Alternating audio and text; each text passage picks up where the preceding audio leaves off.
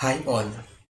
सो जैसे आप स्क्रीन पर देख सकते हो, we are starting with new chapter statistics part 1 chapter 3। हमने लास्ट में चैप्टर 2 देखा, that is related to linear correlation.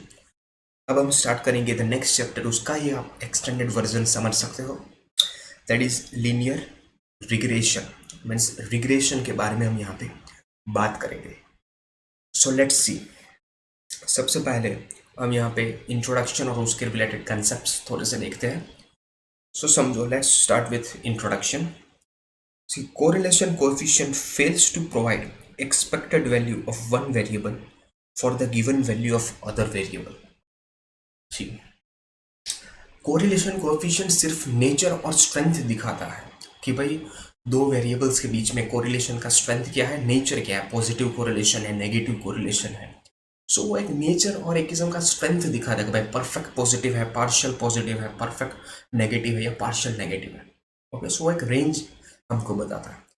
But वो एक्सपेक्टेड वैल्यू कोई भी एक वेरिएबल की, जैसे कि हमको कोई एक्सपेक्टेड वैल्यू चाहिए from the given value of another variable, कि भाई एक वेरिएबल की हमारे पास वैल्यू है, उसके ऊपर से दूसरे वेरिएबल की क्या वैल्यू एक्सपेक्टेड हो सकती है, that is not given by correlation.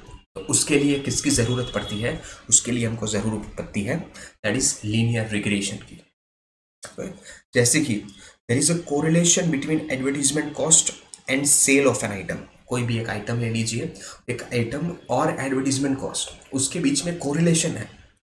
But now for given amount of advertisement cost, if we want to know the corresponding expected sale, it is not possible by correlation. अभी समझो भाई, for corresponding expected sale, okay भाई, कोई expected cell जो है वो हमको जानना कि भाई हम अगर इतना अमाउंट का एडवर्टीजमेंट कॉस्ट करेंगे तो उसके कंपैरिजन पे कितना करस्पॉन्डिंग एक्सपेक्टेड सेल हो सकता है, वो हमको कोरिलेशन कोएफिशिएंट नहीं बताएगा। लेकिन इसके लिए here it is necessary to use the concept of regression. कि भाई आपने ये तो समझ लिया कि भाई there is a correlation, advertisement का खर्चा और सेल्स, ये दोनों के बीच में there is a correlation. But advertisement का खर्चा अगर हमने फॉर एग्जांपल इतना खर्चा किया तो उसके सामने कितना एक्सपेक्टेड सेल हमारा हो सकता है, सो that is not given by correlation. वो हमको कौन देगा? Concept of regression. इसलिए यहाँ पे रिग्रेशन आपको जानना जरूरी है। अगर आप ऐसे ही देखें, so literal meaning of regression is to revert और return to the mean value. भाई मीन वैल्यू पे रिटर्न करना, return to the mean value, कि भाई क्या मीन वैल्यू है। So first it was used by Sir Francis Galton in the study of human inheritance। ये statistical human inheritance का कोई भी statistical study हो रहा था, रिसर्च हो रहा था, इसके अंदर सर फ्रांसिस गैल्टन ने ये फर्स्ट टाइम ये रिग्रेशन का कंसेप्ट बोला है। और किस तरह से ये कंसेप्ट पूरा का पूरा इवॉल्व हुआ, वो सर फ्रांसिस गैल्टन सबसे पहले इसके प्रणेता बने, पायोनियर बने। Next, so regression is a functional relation between two correlated variables. कि भाई जो दो कोरिलेटेड वेरिएबल्स हैं उसके बीच का फंक्शनल रिलेशन क्या हो सकता है? फंक्शनल यानी मैथमेटिकल, फंक्शनल और मैथमेटिकल। कि भाई अगर एक इस इतनी वैल्यू से बढ़ा, एक में कोई भी चेंजेस आया तो दूसरे में कितना चेंजेस आएगा, या फिर एक में कोई भी कमी आई, एक में डिक्रीज हुआ एक वेरिएबल, तो दूसरा वेरिएबल कितने अमाउंट से डिक्रीज या इंक्रीज होगा। सो ये हम एक्सपेक्टेड वैल्यू निकाल सकते हैं। अभी वो एक्सपेक्टेड है, वो रियल में जो एक्सपेक्टेड वैल्यू मिली है वो ओरिजिनल वैल्यू आए या ना आए फ्यूचर में जाके, so that depends on the certain aspects. इसको हम एरर बोलते हैं। सो आगे हम यहाँ पे समझेंगे। So first of all let's get well acquitted with the, भाई लीनियर रिग्रेशन हम बात कर रहे थे रिग्रेशन की, तो भाई लीनियर रिग्रेशन मॉडल क्या है उसके बारे में हम थोड़ी सी डिस्कशन यहाँ पे करें। 3.2 सेकेंड हम टॉपिक यहाँ पे स्टडी कर रहे हैं, that is linear regression model. Okay, what we are studying that is linear regression model. See, a set of one or more equations representing a relation or a problem, उसको हम model बोलते हैं। कि भाई एक इक्वेशन हमारे सामने हो या फिर कई इक्वेशन का सेट हमारे पास हो जो रिप्रेजेंट करता हो कोई भी रिलेशन या फिर कोई प्रॉब्लम हो, उसको रिप्रेजेंट करता हो, सो उसको हम बोलते हैं मॉडल। तो ये तो भाई मॉडल का मीनिंग होगा। तो अभी रिग्रेशन मॉडल क्या है उसके बारे में थोड़ा सा देखते हैं। देखो, अ statistical model which describe the cause effect relation between two variable is called regression model. ऐसा स्टैटिस्टिकल या मैथमेटिकल मॉडल जो डिस्क्राइब करता हो दो जो को रिलेटेड वेरिएबल्स है उसके बीच का कॉज इफेक्ट रिलेशन को डिस्क्राइब करता हो अच्छे से स्टैटिस्टिकली और मैथमेटिकली, उसको हम क्या बोलेंगे? रिग्रेशन मॉडल बोलेंगे। Are you clear? So this was regarding the regression model. अब इस देखो, out of two variable having cause effect relation, देखो दो वेरिएबल्स की यहाँ पे बात हुई है। सो उस दो वेरिएबल में एक जो वेरिएबल है वो या तो फिर कॉज वेरिएबल हो सकता है, मीन्स जिसके कारण दूसरे वेरिएबल के ऊपर इफेक्ट आता हो। फॉर एग्जाम्पल कि भाई एडवर्टीजमेंट कॉस्ट का एग्जाम्पल है, तो भाई advertisement cost is a cause कि भाई एडवर्टीजमेंट का खर्चा अगर हम बढ़ाएंगे तो ज्यादा लोगों को पता चलेगा तो ज्यादा सेल्स होगा। सो इसके कारण हम ये बोल सकते हैं कि भाई advertisement cost is a cause variable, ये कॉज का वेरिएबल। और उसका इफेक्ट कहाँ पे हमको दिखेगा? तो भाई उसका इफेक्ट दिखेगा हमको सेल्स के ऊपर। Are you getting it? तो सेल्स के ऊपर उसका हमको इफेक्ट देखने को मिलेगा कि भाई एडवर्टीजमेंट कॉस्ट को कैसे बढ़ाते हैं तो सेल्स में कौन सा चेंजेस आता है, इंक्रीमेंट या डिक्रीमेंट होता है। सो एक जो कॉज वेरिएबल होता है उसको हम एक्स से डिनोट करेंगे आगे, जिसको हम इंडिपेंडेंट वेरिएबल या एक्सप्लेनेटरी वेरिएबल भी बोल सकते हैं कि भाई एडवर्टीजमेंट कॉस्ट कितने से बढ़ा तो उसमें सेल्स में कितना चेंजेस आया। ओके, सो इसको एक्सप्लेनेटरी वेरिएबल भी बोलते हैं। एमसीक्यू के लिए आ सकता है, 1 मार्क के लिए भी आ सकता है। नेक्स्ट बात करें इफेक्ट वेरिएबल के बारे में। इफेक्ट वेरिएबल मीन्स जिसके ऊपर कोई जो कॉज वेरिएबल है उसकी इफेक्ट जिसके ऊपर दिखती हो। फॉर एग्जाम्पल जैसे कि रेनफॉल और यील्ड ऑफ क्रॉप्स, अगर रेनफॉल ज़्यादा आया तो यील्ड ऑफ क्रॉप्स जो है उसका यील्ड भी ज़्यादा आएगा। Okay, so rainfall is a cause कि भाई रेनफॉल के कारण जो चेंजेस आएगा वो यील्ड ऑफ क्रॉप्स, कोई भी क्रॉप्स हो उसका यील्ड के ऊपर हमको दिखेगा। So that is a effect variable. हमारे दूसरे पहले वाले एग्जांपल में कि भाई एडवर्टीजमेंट कॉस्ट ये कॉस्ट वेरिएबल है, तो दूसरा that is a sales, sales क्या माना जाएगा? That is the effect variable. भाई सेल्स के ऊपर उसकी इफेक्ट हमको देखने को मिलेगी। Okay, so that is denoted by variable Y. Okay, वो हम वेरिएबल वाई के साथ डिनोट करेंगे। नेक्स्ट वाई ये जो है उसको हम डिपेंडेंट वेरिएबल बोलते हैं। एक्स को इंडिपेंडेंट मीन जिसके कारण कॉज होता हो कोई भी उसको हम इंडिपेंडेंट वेरिएबल बोलते हैं, क्योंकि उसके ऊपर वो किसी के ऊपर डिपेंडेंट नहीं है, वो खुद एक कॉज बनता है कोई दूसरे वेरिएबल को इफेक्ट देने के लिए, अफेक्ट करने के लिए। और जो वेरिएबल वाई रहता है that is known age dependent variable. Okay, और उसको बोलते हैं एक्सप्लेन्ड वेरिएबल, उसको दूसरा नाम है explained variable. Okay, that is explanatory variable, and variable y is explained variable, that is effect variable or dependent variable. Are you clear? Okay, so अभी linear regression का मॉडल क्या है? देखो हमने मॉडल समझा, रिग्रेशन मॉडल समझा, अभी linear regression model क्या है उसके बारे में देखते हैं। देखो यहाँ पे आप जो स्क्रीन के ऊपर देख सकते हो that is the linear regression model. ये लीनियर रिग्रेशन मॉडल है, that is linear regression model. क्या है लीनियर रिग्रेशन मॉडल?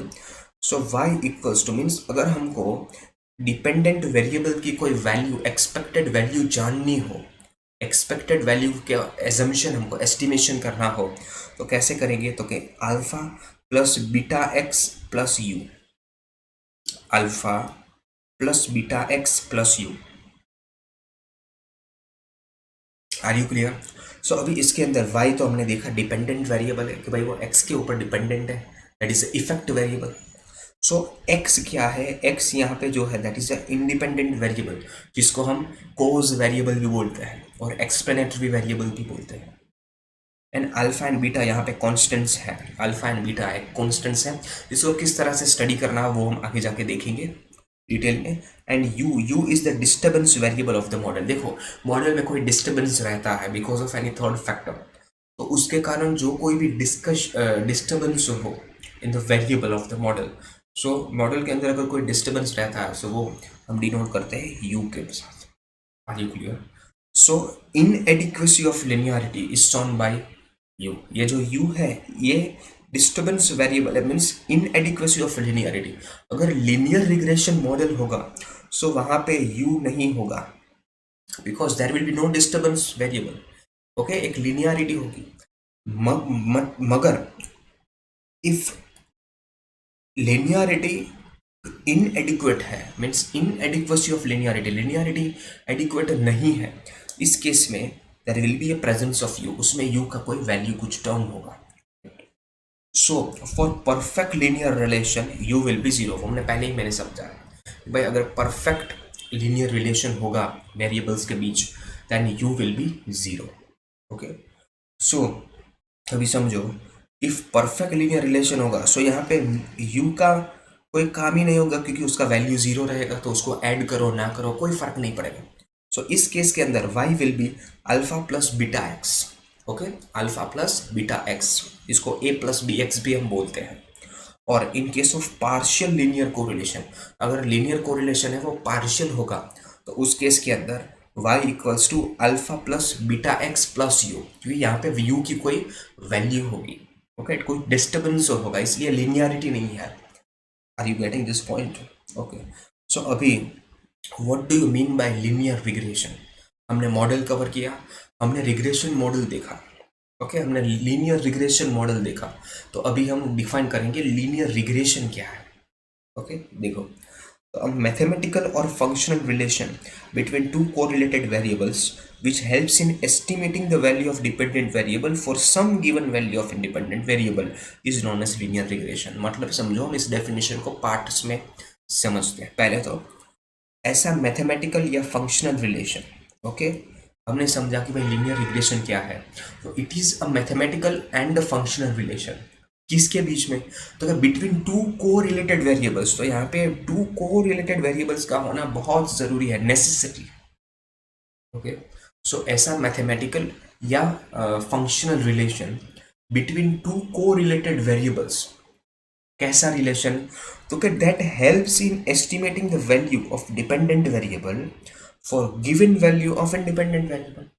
कि भाई इंडिपेंडेंट वेरिएबल के वैल्यू के ऊपर से जब हम डिपेंडेंट वेरिएबल की कोई वैल्यू को एस्टिमेट कर सके, ऐसा mathematical function between two correlated variable, उसको हम बोलेंगे लीनियर रिग्रेशन। तो एक बार आप मेरे साथ बोलिए डेफिनेशन को कि अब मैथमेटिकल और फंक्शनल रिलेशन किसके बीच में? तो between two correlated variables that helps in estimating the value of dependent variable for some given value of independent variable is known as linear regression.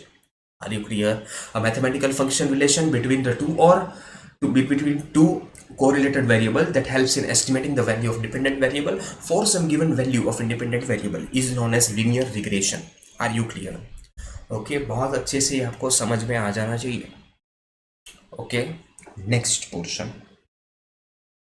अभी हम देखते हैं, देखो जैसे हमने कोरिलेशन कोएफिशिएंट में हमने तीन मेथड्स देखे थे, method of scatter diagram, Karl Pearson's coefficient correlation coefficient and Spearman rank correlation coefficient method. So यहाँ पे there are two methods. Okay, कौन से मेथड्स है वो हम देखते हैं। देखो, सो नेक्स्ट कंसेप्ट की ओर हम बढ़ रहे हैं, that is the fitting of regression line. Fitting of regression line, अभी देखो ये क्या है fitting of regression line. So there are two methods for fitting of regression line. Okay, there are two methods for fitting of regression line. Regression line को fit करने के लिए there are two methods. कौन से? Method of scatter diagram and method of least square. Method of scatter diagram and दूसरा है method of least square, जिसको हम लीस्ट स्क्वायर मेथड भी बोल सकते हैं। ओके, अभी समझो पहला मेथड हम देखते हैं, that is method of scatter diagram. Again yes, method of least square is given by Karl Pearson. Okay, ये कार्ल पियर्सन ने ही दिया है। Are you clear? Okay, so हम देखते हैं अभी मेथड ऑफ स्कैटर डायग्राम। देखो सपोज क्या बोलता है method of scatter diagram, suppose n ordered pair of observation of two correlated variables are x1 y1 x2 y2 से लेके xn yn तक, ऐसे ऑर्डर्ड पेयर्स हमारे पास है। Then using this data we draw a scatter diagram. And now a line is drawn in such a way that it is close to almost all the points of scatter diagram. उसमें अगर y is dependent variable and x is independent variable, then ऐसी जो line हम draw करेंगे, खींचेंगे ऐसी line जो सारे पॉइंट्स से पास होती चले, that is known as regression line of y on x, क्योंकि यहाँ पे y is dependent variable and x is independent variable, and an approximate value of dependent variable y can be obtained for any value of independent variable x from it. Since no computation is required to draw such line, it is easy and quickest method of fitting regression line. But यहाँ पे कोई problems भी है, limitations के साथ हर methods आती है. So different persons क्या करेंगे, वो जो लाइन हमको एस्टिमेटेड लाइन हमको बीच में से ड्रॉ करनी हो, वो डिफरेंट लाइंस ड्रॉ करेंगे. So as a result different person में provide different estimate based on dependent variable for some value of x. Okay, x की कोई वैल्यू के ऊपर से हम जब वाई का एस्टिमेशन करेंगे तो वहाँ पे डिफरेंट लाइन्स हमको मिलेगी. तो इसके कारण there will be a difference in opinion of persons. Okay, so it can be seen very easily from the following scatter diagram. आप ये scatter diagram देख सकते हो. यहाँ पे scatter diagram में देखो क्या है कि भाई, जैसे कि फॉर एग्जांपल यहाँ पे ये y एक्सिस, ये x एक्सिस है. यहाँ पे x एक्सिस के ऊपर क्या किया है, अभी देखो, कोई भी एक जैसे कि यहाँ पे पॉइंट्स को प्लॉट किया. ओके, पॉइंट्स को प्लॉट किया. अभी समझो कोई एक आदमी है, फॉर एग्जांपल L1, उन्होंने ये लाइन ड्रॉ की, दैट इज लाइन L1. देख सकते हो ये लाइन को, that is line L1. Can you see this line? Okay, this line is known as L1. और दूसरा जो व्यक्ति है, उन्होंने ड्रॉ की लाइन L2. उन्होंने क्या ड्रॉ किया? Line L2. तो आप यहाँ पे देख सकते हो कि अगर दो व्यक्ति होंगे, सो दोनों व्यक्ति के अलग अलग इंटरप्रिटेशन होंगे. जैसे कि कोई पर्सन 1 है, उन्होंने L1 लाइन ड्रॉ किया, सो L1 लाइन उन्होंने इस तरह से पास करवाया, जैसे आप देख सकते हो. और कोई दूसरा पर्सन है, उन्होंने फॉर एग्जांपल L2 लाइन पास की, उन्होंने अपने तरीके से, अपने एक्सपर्टीज, अपने एजम्पशंस के साथ ड्रॉ किया L2 को. So two different persons have drawn two different lines, that is L1 and L2, in the following scatter diagram of the same data. So we can see that some value of a of independent variable x corresponding estimate हमको y1 मिलेगा from line L and y2 मिलेगा from line L2. So अभी समझो कि भाई ये x तो एक वैल्यू ही है, लेकिन जो L1 वाला लाइन जो ड्रॉ किया है उसको y की ये करस्पॉन्डिंग वैल्यू मिलेगी, आप देख सकते हो यहाँ पे.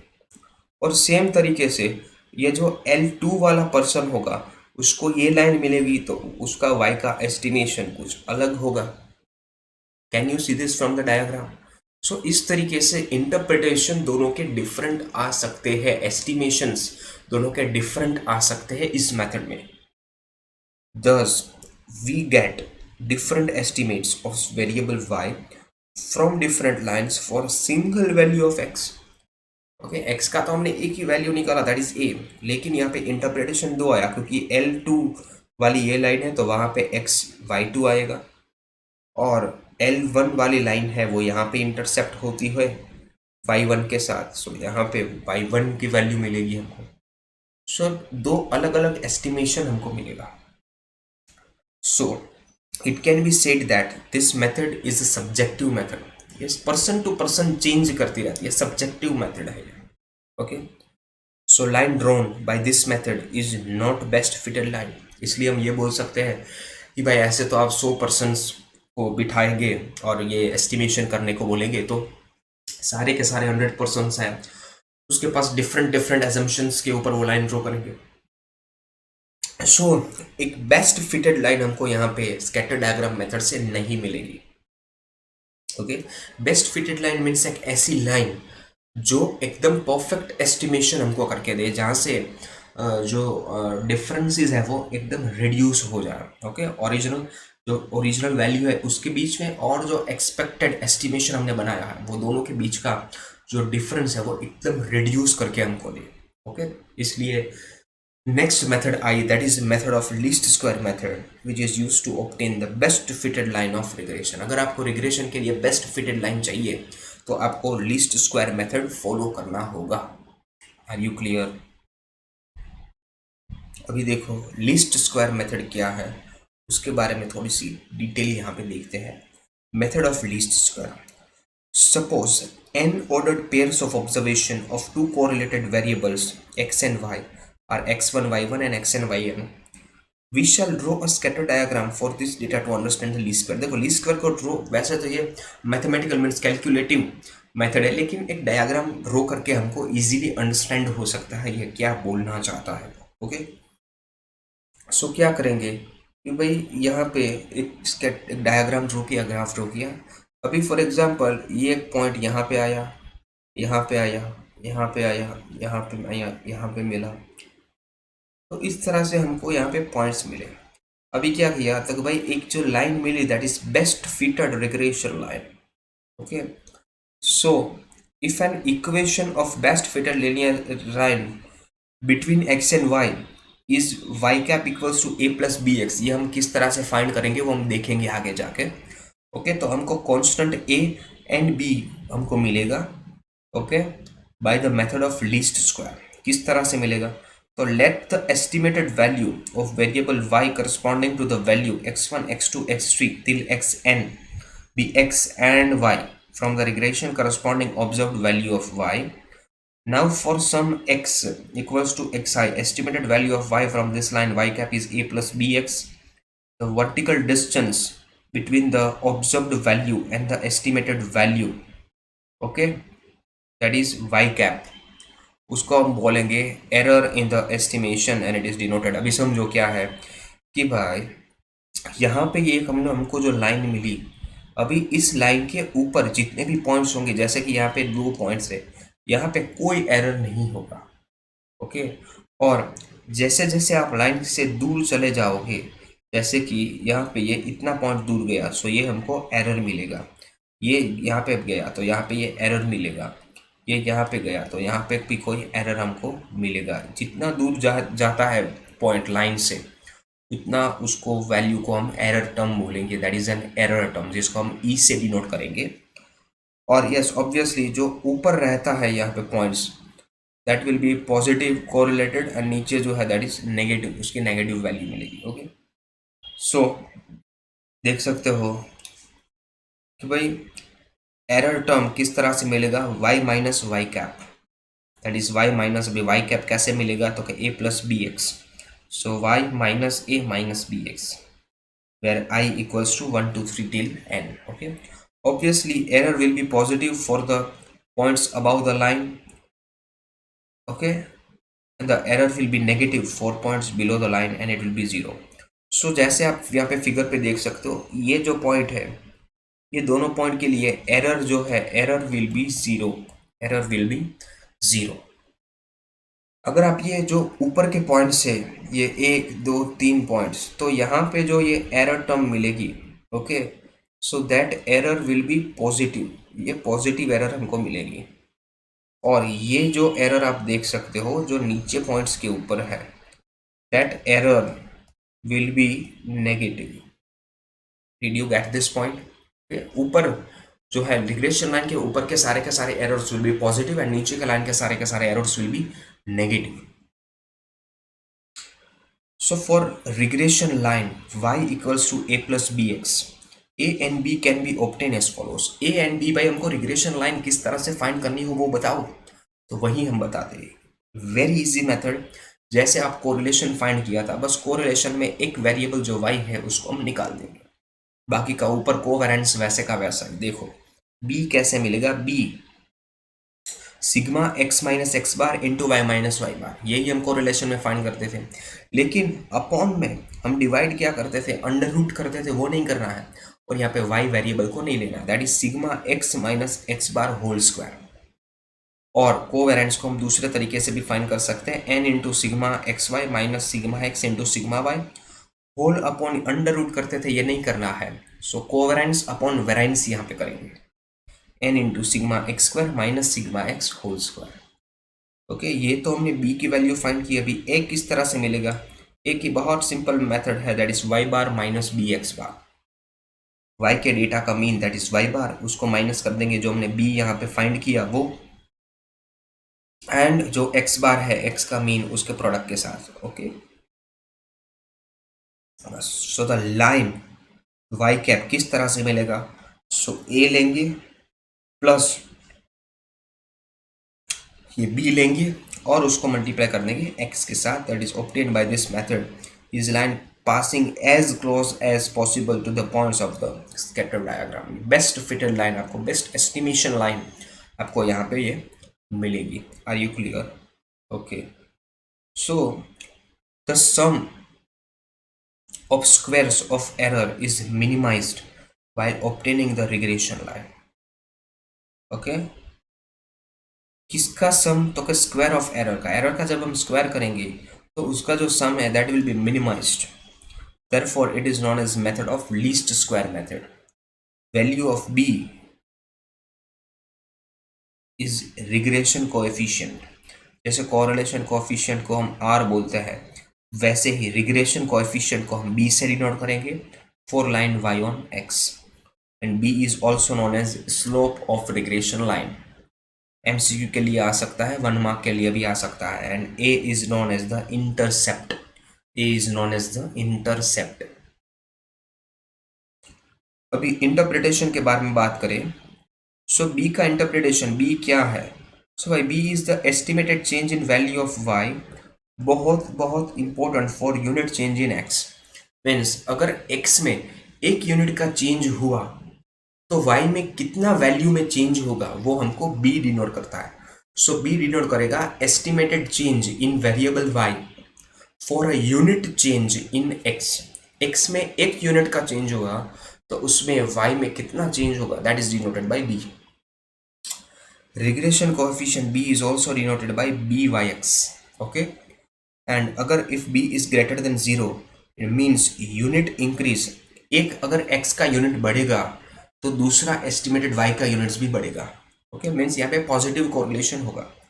और इफ b का answer is less than 0 it means अगर x का यूनिट 1 यूनिट बढ़ेगा सो y का यूनिट कितना कम होगा, या तो उल्टा सोचे तो x का यूनिट अगर डिक्रीज होगा सो y का यूनिट कितना इंक्रीज होगा, क्योंकि यहाँ पे नेगेटिव कोरिलेशन होगा। Did you get it? Okay, so this was all regarding the introduction and concept of regression coefficient। अभी इसके हम कुछ सम्स देखेंगे। ओके, एंड फिर हम नेक्स्ट टॉपिक्स के ऊपर मूव ऑन करेंगे।